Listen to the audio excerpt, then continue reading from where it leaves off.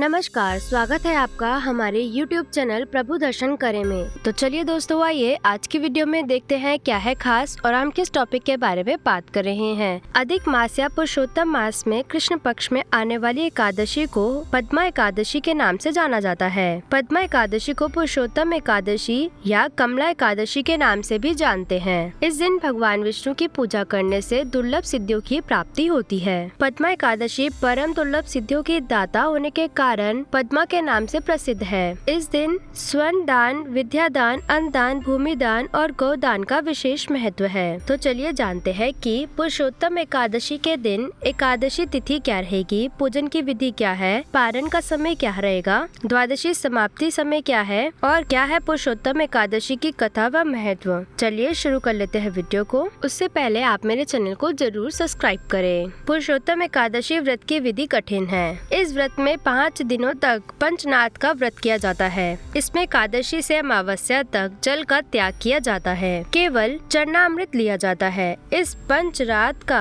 भारी फल और पुण्य फल प्राप्त होता है। पद्मा एकादशी की व्रत की पूजन विधि कुछ इस प्रकार है। एकादशी के दिन स्नान आदि के पश्चात स्वच्छ होकर भगवान विष्णु की प्रतिमा के समक्ष बैठकर हाथ में जल एवं फूल लेकर व्रत का संकल्प ले भगवान विष्णु का पूजन करे। 5 दिनों तक व्रत का पालन किया जाता है। 5वें दिन ब्राह्मण भोज कराने व दान दक्षिणा देकर उन्हें विदा करने के पश्चात व्रत का पारण करना चाहिए। परंतु आप अपने सामर्थ्य अनुसार उपवास का पारण द्वादशी के दिन भी कर सकते हैं। पुरुषोत्तम एकादशी 13 अक्टूबर 2020 दिन मंगलवार को है। एकादशी तिथि का प्रारंभ होगा 12 अक्टूबर की दोपहर 4:38 पर और समाप्ति होगी 13 अक्टूबर की दोपहर 2:35 पर। पारण का समय रहेगा 14 अक्टूबर 2020 दिन बुधवार को सुबह 6:21 से 8:40 तक होगा। कुल अवधि रहेगी 2 घंटे 19 मिनट की।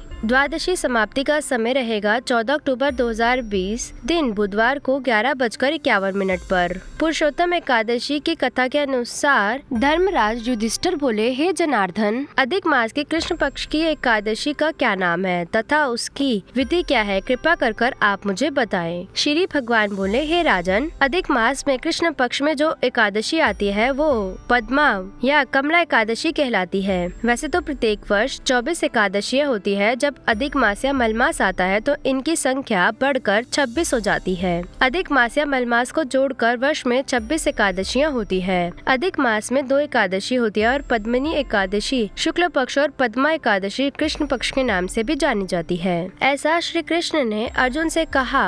भगवान श्री कृष्ण ने अर्जुन को इस व्रत की कथा और विधि भी बताई। कापिल नगरी में सुमेधा नामक एक ब्राह्मण अपनी पत्नी के साथ निवास करता था। ब्राह्मण बहुत धर्मात्मा था और उसकी पत्नी पतिव्रता स्त्री थी। वो परिवार बहुत ही सेवा भावी था। दोनों स्वयं भूखे रह जाते परंतु अतिथियों की सेवा हृदय से करते थे। धनाभाव के कारण एक दिन ब्राह्मण ने अपनी पत्नी से कहा, धनोपार्जन के लिए मुझे प्रदेश जाना चाहिए क्योंकि इतने कम धनोपार्जन से परिवार चलाना अधिक घृणा है। ब्राह्मण की पत्नी ने कहा, मनुष्य जो कुछ पाता है वो अपने भाग्य से ही पाता है। हमें पूर्व जन्म के क्रम अनुसार अपने फल स्वरूप ही ये गरीबी मिली है, अतः यही रहकर कर्म कीजिए। जो कर्मों की इच्छा होगी वही फल हमें मिलेगा। पत्नी की बात ब्राह्मण को जच गई और उसने प्रदेश जाने का विचार त्याग दिया। एक दिन संयोगवश कौटिल्य उधर से गुजर रहे थे तो ब्राह्मण के घर पधारे। ऋषि कौटिल्य को अपने घर पाकर दोनों वह अति प्रसन्न हुए। उन्होंने ऋषि की खूब अभगत की।